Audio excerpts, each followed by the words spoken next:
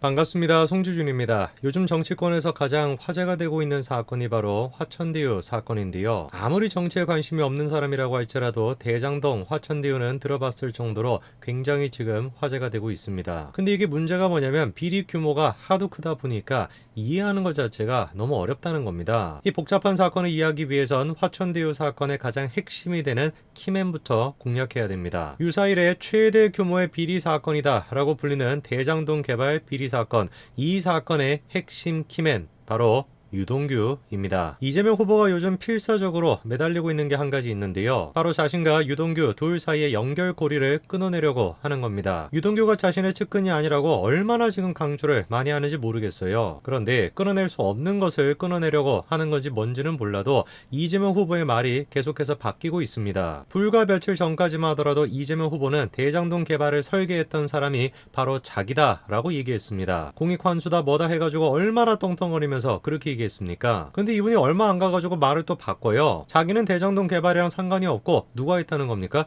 유동규가 있다는 거예요. 그리고 그 유동규는 자신의 측근이 아니니까 대장동 개발을 자기랑 엮지 말라 이렇게 얘기하고 있습니다. 정말 사실일까요? 대장동 개발을 주도했던 사람은 유동규고 그리고 이재명 후보는 유동규와 아무런 연관성이 없는 측근이 아닌 그런 관계일까요? 그 진실을 알아보기 위해선 먼저 유동규라고 하는 인물이 어떤 인물인지 살펴봐야 됩니다. 이재명 후보에게는 불행하게도 유동규라고 하는 사람은 이재명 후보의 측근 중 측근으로 보입니다. 두 사람의 관계는 2009년도로 거슬러 올라가는데요. 당시 유동규는 신도시 리모델링 연합회 회장직을 맡고 있었고 분당 리모델링 사업을 계기로 변호사였던 이재명과 인연을 맺게 됩니다. 이후 이재명 후보는 이 사업을 계기로 성남시장직에 도전하게 되고 그때 당시에 유동규는 이재명의 옆자리를 지키고 있었죠. 이재명이 성남시장이 되고 난 뒤에 유동규의 인생은 탄탄대로를 걷게 됩니다. 놀랍게도 유동규가 성남시설관리공단의 기획본부장으로 임명됐던 것인데요. 문제는 이게 사실상 특혜 채용이었다라는 겁니다.